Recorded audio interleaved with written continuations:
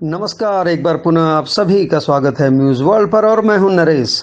इससे पहले कुछ रोज़ पहले मैं आपको कुमाऊं मंडल में घुमाने ले गया था और वहां हमने बात की थी एक युवा राजनेता से। और आज मैं आपको फिर से ले चला हूं गढ़वाल, लेकिन घर पे रह के, क्योंकि जो माहौल अभी बना हुआ है उसमें घर में रहकर ही हो सकता है।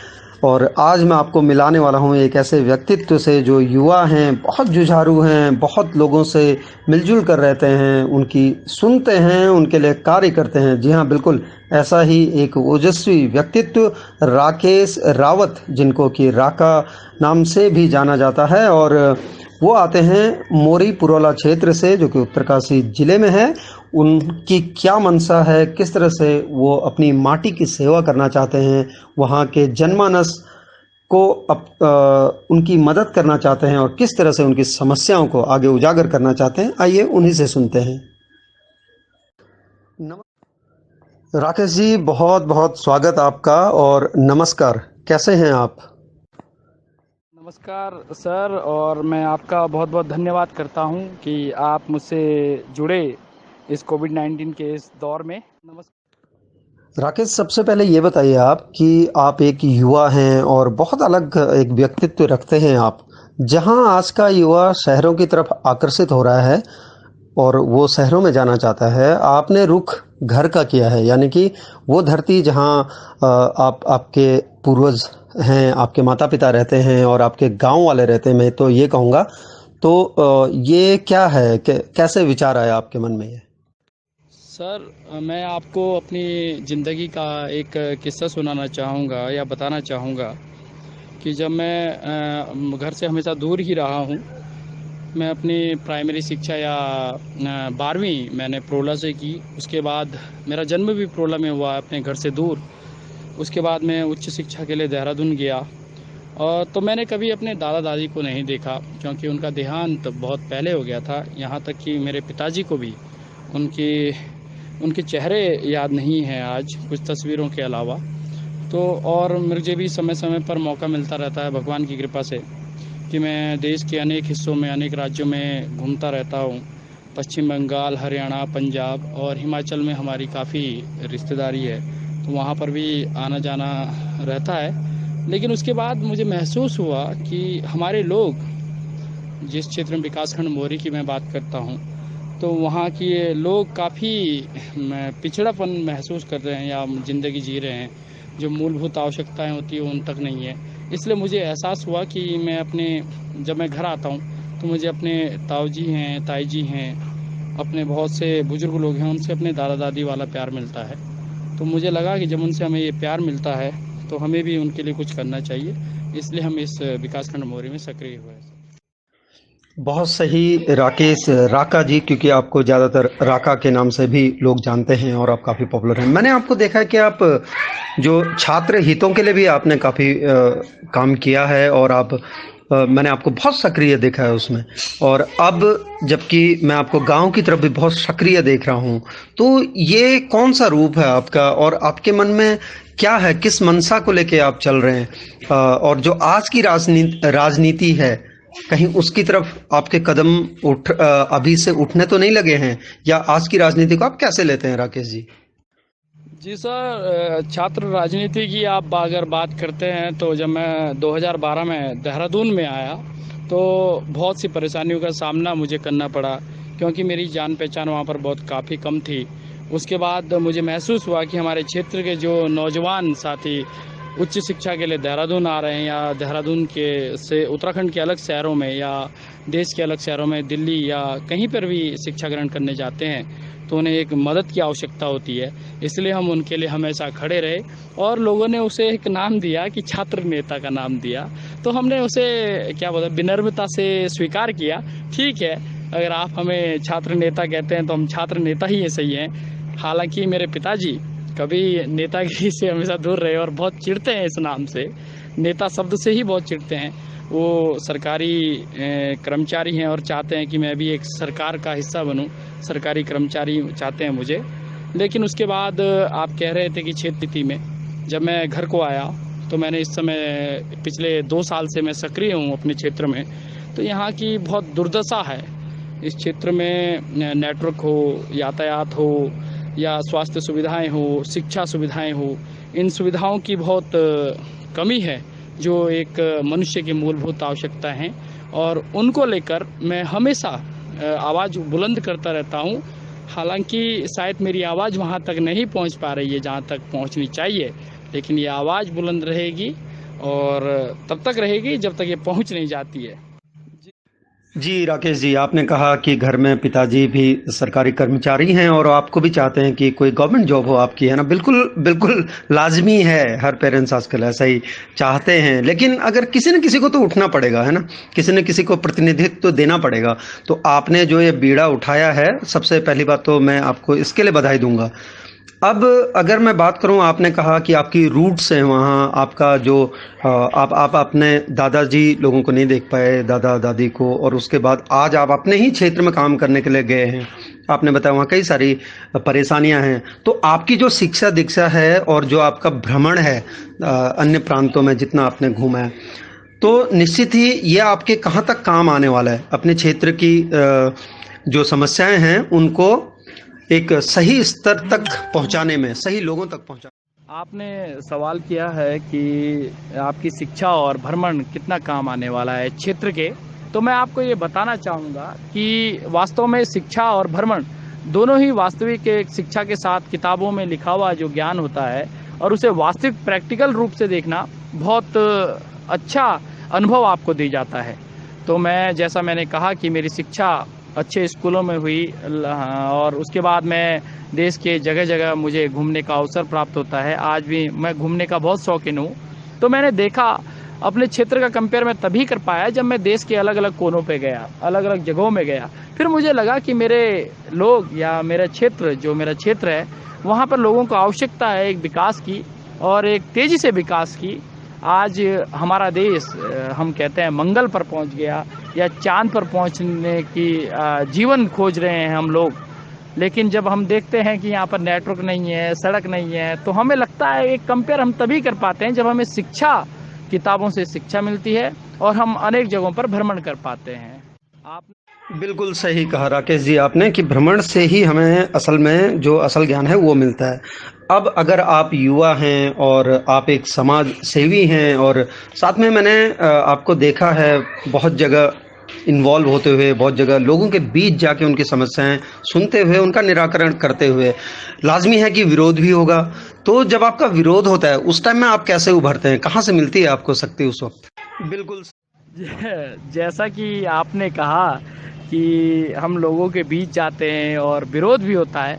वास्तव में लोकतंत्र की एक खासियत है कि विरोध होना लोकतंत्र की एक खासियत है, क्योंकि आप जिस विचारधारा को लेकर लोगों के बीच गए हो, लोगों को वास्तव में वो विचारधारा पता नहीं होती है। हो सकता है दूसरे की वही लोगों के भला अच्छा करने की विचारधारा हो, लेकिन उसका रास्ता आपसे अलग होकर जाता हो। मेरे को बड़ा अच्छा लगता है कि जब कोई विरोध करता है और मैं उसके विचार सुनना चाहता हूँ कि ये कहना क्या चाहता है। आपने कहा कि विरोध होता है, तो शुरू में जब मैं नया था, लोगों के बीच जाता था और मैं बहुत खुशी से जाता था कि मैं अच्छा कर रहा हूँ, तारीफ होनी चाहिए, ये सब लेकर जाता था। लेकिन फिर भी मुझ तक कुछ नेगेटिव बातें आती थी, तो मुझे बड़ा पहले चिड़चिड़ापन सा होता था। लेकिन उसके बाद जब मुझे महसूस हुआ ये तो अच्छी बातें कह रहे हैं, ये हमारे उसमें नहीं थी, ये हम नहीं सोच रहे थे, ये इन्होंने विरोध में कही। अभी हम लोग कुछ मास्क बांटे, सैनिटाइजर बांटे, गांव-गांव जाके लोगों को बताया। मैं आपको बताना चाहूँगा कि हमारे क्षेत्र में सैनिटाइजर का मतलब ही नहीं पता था कि सैनिटाइजर होता क्या है। जब मैं उसे बुजुर्गों में बांटने गया तो वो कहने लगे कि इसे पानी में डाल के यूज करना है या फिर ऐसे ही यूज करना है। तो मैंने उन्हें ये सब बातें बताई। हालांकि उसके बाद थोड़ा बहुत विरोध भी होता है कि आप इन सब चीज़ों की फ़ोटो क्यों लेते हो, वीडियो क्यों बनाते हो। वो सब इसलिए होती है कि लोगों को जानकारी हो सके और मेरे जैसे जो बहुत से नौजवान अपने दिलों में ये क्षेत्र हित की बातें छुपाए बैठे हैं, वो लोग आगे आएँ। क्योंकि पूरा मेरा मोरी, विकासखंड मोरी बहुत बड़ा क्षेत्र है, आराकोट, इसमें 4 पट्टियाँ आती है, बंगाण पट्टी, सिकतूर पट्टी, पर्वत पट्टी और गड़ुगाड़ पट्टी। ये 4 पट्टियाँ इसमें आती है। चारों पट्टियों को एक साथ कवर करना बहुत मुश्किल हो जाता है। तो मैं चाहता हूँ चारों क्षेत्रों से नौजवान आगे आएँ और जो बेहतर होगा हम उसे आगे बढ़ाने का काम करेंगे। लेकिन जिन लोगों को सैनिटाइजर का पता नहीं है, मास्क का जानकारी नहीं है, तो एक एक कहावत स्लोगन भी है भारत सरकार का दिया हुआ कि हमें इस कोविड-19 के दौर में बीमारी से लड़ना है, बीमार से नहीं। लेकिन हमारे क्षेत्र में मैंने देखा कि लोग अपने ही लोगों का विरोध कर रहे हैं गाँव आने पर। हालांकि वो मेडिकल टेस्ट पूरे कराने के बाद आ रहे हैं, बहुत सी परेशानियों का पास बनाने के बाद वापस आ रहे हैं। उसके बाद भी हमारे लोग जब विरोध कर रहे हैं तो उनके मन में एक अपने ही लोगों के प्रति घृणा भाव या देश भाव पैदा हो रहा है, जो गलत है। इसीलिए मैं ये कहना चाहता हूँ अपने लोगों को, जानकारियों के अभाव में ये सब नहीं होना चाहिए और इसके लिए हम सक्रिय। बिल्कुल सही कहा राकेश जी आपने। मैं आप कोविड पर ही आने वाला था, जो कि मैंने आपको देखा सब कुछ। आपने बड़े अच्छे-अच्छे अनुभव बताए हैं। मोरी जिस क्षेत्र से आप आते हैं, प्राकृतिक रूप से भी बहुत सुंदर है। खैर, आपसे बातें बहुत होंगी, जब मुलाकात होगी आपके ही क्षेत्र में आके तब बैठ के बातें करेंगे। लेकिन आज आप मुझे ये बताइए कि जो आप ये लोगों के बीच जा रहे हैं, मैंने आपको सड़क से भी लोगों को घर पहुंचाते हुए देखा है और आप बढ़ चढ़ के हिस्सा ले रहे हैं, तो कभी आपके मन में, क्योंकि आप भी युवा हैं, ऐसा नहीं लगता कि कहीं आप भी खुदा न खास्ता संक्रमित हो जाएं, तो कहीं एक मन में ऐसा डर रहता है, या फिर आप कैसे इस पल को अपने मन से निकाल पाते हैं, या कभी आता भी है या नहीं आता है आपके मन में? मैं सच कहूँ तो मुझे आपके सवालों का जवाब देते हुए बड़ी खुशी महसूस हो रही है, और मतलब मुझे लग रहा है मेरे मन के सवाल कोई पूछ रहा है। क्योंकि जब मैं अपने घर पे होता हूँ तो मेरी मम्मी और मेरा छोटा भाई मुझसे ये कहते रहते हैं कि यार अगर तुझे कभी कोरोना हो गया तो क्या करेगा। मैं सच कहता हूँ आपको कि जब मैं अभी जो आप बात कर रहे हैं कि आपको सड़क से लोगों को घर तक पहुँचाने का काम किया, तो हालांकि बहुत से नौजवान थे, अभी हमें डामटा में कुछ समय पहले मिले थे, उसके बाद नौगांव क्षेत्र में भी मिले, वो पैदल घर को जा रहे थे। और मैं आपको बता दूं, हमारा जो क्षेत्र है वो देहरादून से 150-200 किलोमीटर पैदल है, और वो लोग वास्तव में 100 किलोमीटर से ज़्यादा की दूरी पैदल तय कर चुके थे।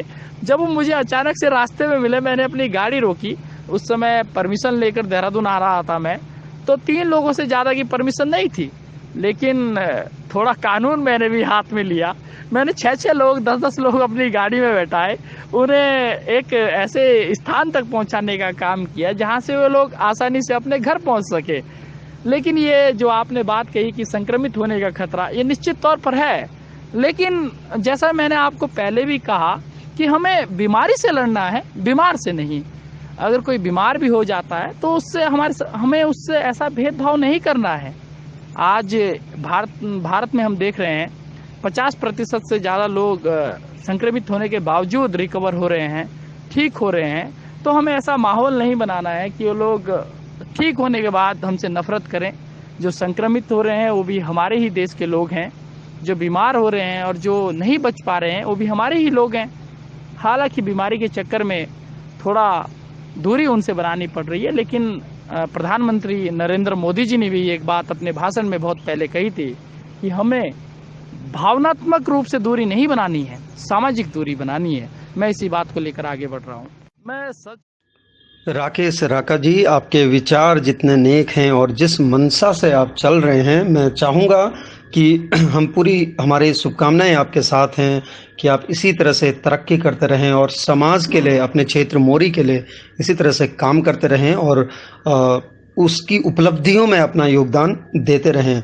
आपका बहुत बहुत धन्यवाद, और न्यूज़ वर्ल्ड पर आने के लिए, इसके माध्यम से लोगों तक पहुंचने के लिए एक बार पुनः आपका बहुत बहुत धन्यवाद, और आपको बहुत बहुत शुभकामनाएं सुनहरे भविष्य की। लेकिन जाते जाते एक बात कहना चाहूँगा आपसे कि आपका एक कोई संदेश ऐसा अपने क्षेत्र के लिए, मोरी क्षेत्र वासियों के लिए, पुरौला, या फिर ये कहूँ कि समस्त जो युवा हैं गढ़वाल क्षेत्र के, उनके लिए अगर एक कोई संदेश जाते जाते अगर आप दे दें, और फिर आपसे मुलाकात होगी, कभी बैठकर बातें होंगी, लेकिन जाते जाते चाहूँगा कि एक संदेश ज़रूर अगर आप देते जाएं तो।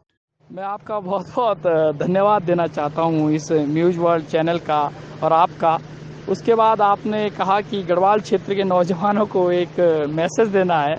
मैं मानता हूँ कि यहाँ के नौजवान और युवा बहुत सशक्त हैं और बहुत मजबूत हैं, और लेकिन मैं सिर्फ इतना कहना चाहता हूँ, जो अपनी शिक्षा ग्रहण करने के बाद देश में या विदेशों में अपनी सेवाएं दे रहे हैं, तो उन्हें ये समझना होगा कि हमारा क्षेत्र आज भी बहुत पिछड़ा क्षेत्र है। पूरा गढ़वाल आज बहुत सी समस्याओं से जूझ रहा है, शिक्षा से, यातायात से, जो मैं लगातार कहता आता हूँ अपनी बातों में। मैं 2 विकास खंडों से, प्रोला और मोरी को अपना घर समझता हूँ। दोनों विकास खंड बहुत सी समस्याओं से जूझ रहे हैं। तो मुझे इन 2 विकास खंडों के नौजवानों को मैं ये ज़रूर कहना चाहूँगा कि शिक्षा ग्रहण करने के बाद अपने गांव घरों में ज़रूर एक बार ये देखें कि किस चीज़ की ज़रूरत है, शिक्षा की हो, यातायात की हो, नेटवर्क की हो, उसके लिए लड़ाई लड़ने का काम करें।